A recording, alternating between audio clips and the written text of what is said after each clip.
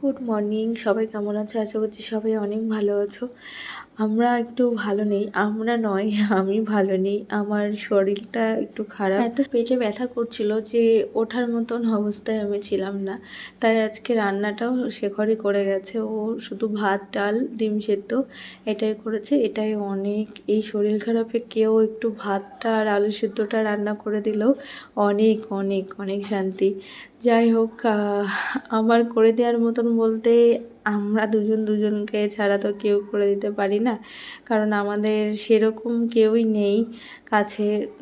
মানে আছে সবাই, কিন্তু থেকেও কেউ নেই। যাই হোক, শরীরটা খারাপ হলে খুব খারাপ লাগে, বিশেষ করে খুব নিজের মানুষ যারা, তাদের কথা খুব মনে পড়ে। তো তোমাদের সঙ্গে এইটুকু শেয়ার করলাম, কারণ ভিডিওটা যখন শেয়ার করি তোমাদের সঙ্গে অনেক রকমের কথাও শেয়ার করি, তো ওই জন্যই আমার একটু এই পার্সোনাল কথাটাও তোমাদেরকে শেয়ার করলাম।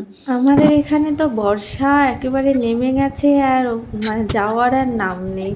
রোজ বৃষ্টি, আর সারাক্ষণ বৃষ্টি, বিরক্তি লাগছে। কিন্তু জামা কাপড় তো কাচতেই হবে। আমি সারা জামাটাও খুলে দিয়ে দিলাম। সারা বলছে, মাম্মা এটাও খুলে দিয়ে দিলে। যাই হোক, ওগুলো সব কাচতে দিলাম। আর ঘরে যেগুলো নাড়া ছিল সেগুলো অনেকটাই শুকিয়ে গেছে, অনেকটা না পুরোই শুকিয়ে গেছে, কিন্তু দেখবে বর্ষার সময় পুরো শুকালেও কেমন একটা ভাব থাকে ভেজা ভেজা। তো সেগুলো সব তুলে নিলাম, যেহেতু ওগুলো আবার নাড়তে হতে পারে, কারণ বৃষ্টি তো সারাক্ষণ হতেই আছে। তারপরে আমি এদিকে রান্নাঘরে চলে আসলাম রান্নাঘরটা পরিষ্কার করার জন্য। এখন আমার রান্নাঘরটা ছোট, কিন্তু আমি দেখো, এখন সব কিছুই ছোট, আমার পুরো বাড়িটাই ছোট। কিন্তু আগেও যখন পুরো মানে কাজ করতাম, যা সময় লাগতো এখনও সেই তাই সময় লাগছে মনে হচ্ছে। কেন জানি না, কারণ সেই তুলনায় তো এখন জায়গাটাও কম, রান্নাঘরটাও ছোট, পরিষ্কার করতে সময় কম লাগে, কিন্তু সেই আলটিমেটলি আমার সেই একই টাইম লেগে যাচ্ছে। আসলে আমার সারার খাওয়াতে অনেক টাইম লেগে যায়। তাও আমি এখন ওর কী করি, ভাতটা দিয়ে ও একা একা খায় 1 ঘন্টা ধরে প্রায়। তাও পুরোটা তো খাই না, পরে আবার নিজেকে খাইয়ে দিতে হয়।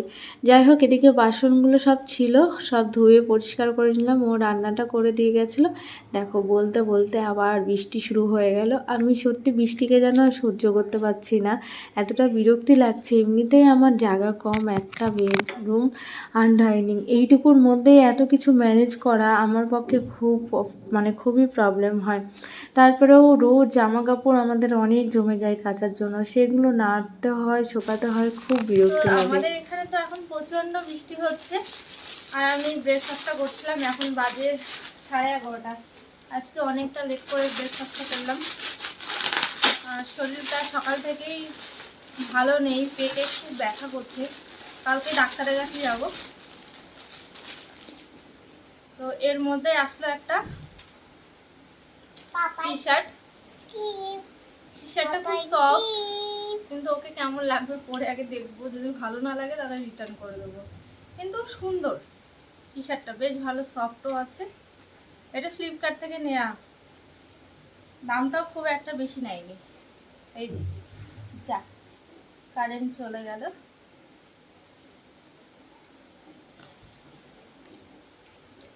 তো দেখা যাক, আসুক যার জামা সে কতটা পছন্দ করে। বৃষ্টি হচ্ছে কিন্তু গরম কমছে না, ভালো গরম লাগছে। তো সারাকে স্নান করিয়ে দিয়েছি, আর সারাকে এখন পড়াচ্ছি। ও লিখছে, 1 2 লিখছে। ভুল লিখেছে, ঠিক আছে, তুই ভুল লিখেছিস। আবার 6 1 61 হবে। সারা, তুই বারবার কেন ভুল লিখছিস? सारा को, तुमको भी कर दी। सारा का फ्रेंड है आर्यन, है ना?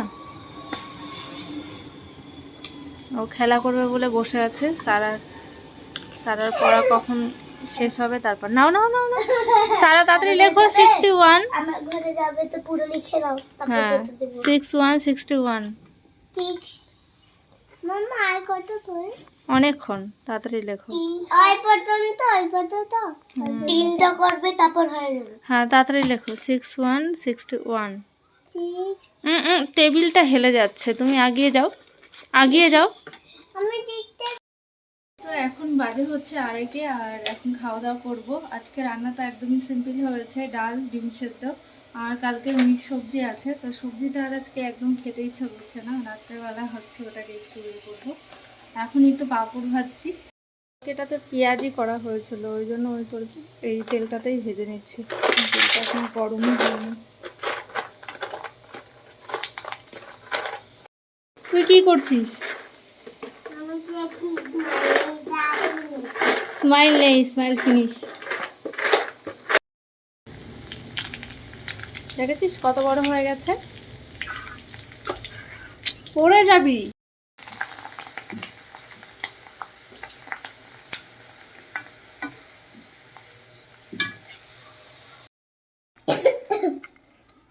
তো এখন হচ্ছে সন্ধ্যা আর আমাদের এখন WFC দিয়ে খাওয়া হচ্ছে, চিকেন উইংস। ও সস টস খেয়ে এখন বলে আমার পছন্দ না। आर्यन कैसा लगा? सारा को पसंद नहीं आया। আর খাবি না সস?